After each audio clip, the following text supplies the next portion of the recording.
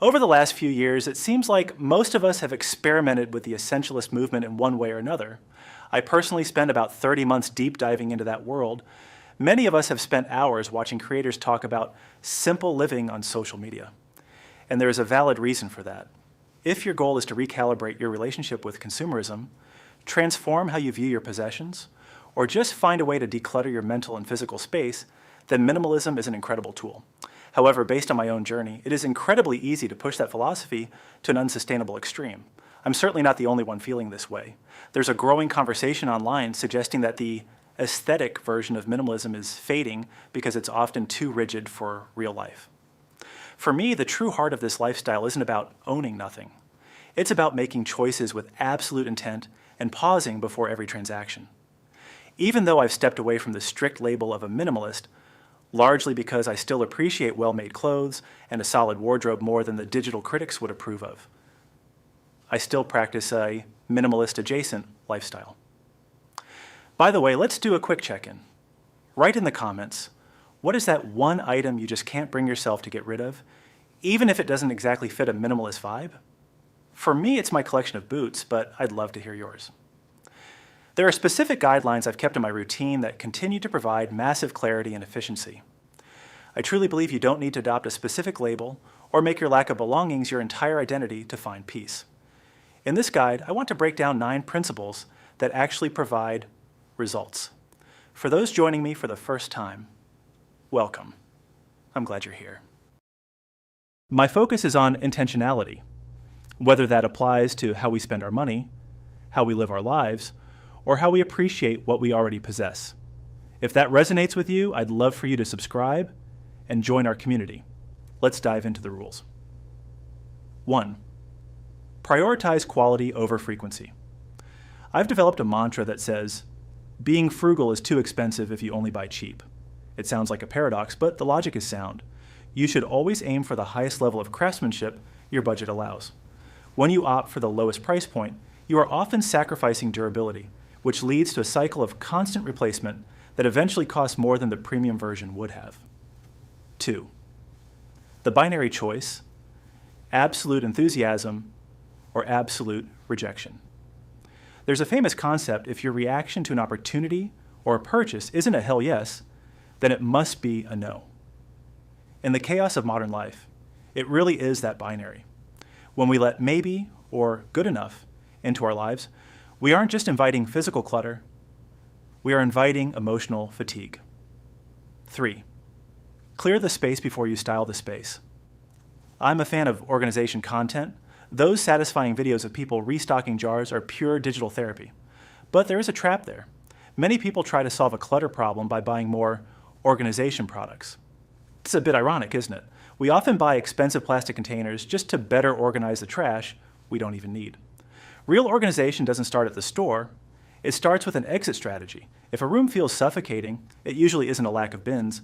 It's a surplus of stuff. 4. The purpose and utility audit. I've decided to combine 2 of my most important rules here: defining the why and auditing the how. Every object in my home has to justify the rent it pays by taking up space. It has to provide a specific function or bring genuine value. If I can't explain the specific role a new item will play in my life before I buy it, or if I haven't touched an existing item in a year, it's time for it to go. Living intentionally requires you to be brutally honest with yourself. Are you buying this because you need it, or because it's 70% off and you want a quick dopamine hit?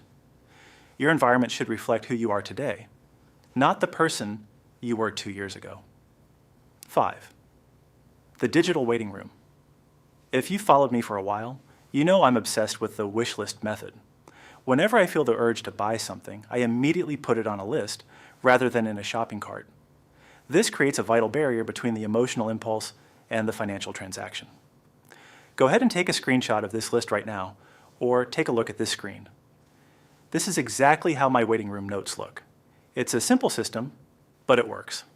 Forcing yourself to articulate the why in writing often reveals that the desire is just a temporary reaction to stress. 6. Every object needs a home base. Minimalism isn't just about having fewer things. It's about having a system for the things you do have. A disorganized environment creates a disorganized mind. I make it a point to return items to their designated spots immediately. My keys are always in the same pocket, and my tech cables are never a tangled mystery. When everything has a home, life just flows more smoothly. 7. Avoid project purchases. We often buy things thinking they will solve a problem, but we fail to see the new problems they create. This is what I call buying a problem. If you see a vintage item that needs just a little repair, or a coat that's 3 sizes too big but you plan to tailor it, be careful. 3 months later, it'll still be sitting in a bag, making you feel guilty. And the biggest problem, purchase? Buying things on credit that you don't actually need. That's just buying a debt-shaped headache. 8. The resonance test. We owe a debt to the spark joy philosophy. While some find it too sentimental, I find it to be a necessary balance to the cold, utilitarian side of minimalism. You don't have to live in a white box with one chair just because it's functional. It's perfectly acceptable to keep things purely because they make you smile. But it has to be a hell yes, not a maybe I'll like this later. 9. The liquidity rule, full payment. Only. We live in an era of instant gratification where apps make it far too easy to ignore our bank balances. As a man who used to be an impulsive shopper, I know how addictive it is to use credit to avoid saying no to yourself. But the most powerful way to regain control is to insist on paying in full. If you can't afford it today, you can't afford it. Period. Forcing yourself to save up for a purchase creates a natural delay that often kills the impulse altogether. Those are the 9 pillars that keep my life from spiraling into chaos. You don't need a minimalist badge to benefit from these habits. You just need a desire to live with more purpose. I'd love to hear which of these rules resonates most with you. Let's talk about it in the comments. If you enjoyed this, please give the video a thumbs up. It really helps the channel. And if you're new, hit that subscribe button to join us. I appreciate you spending your time with me. I'll be back with another video. Until then, take care.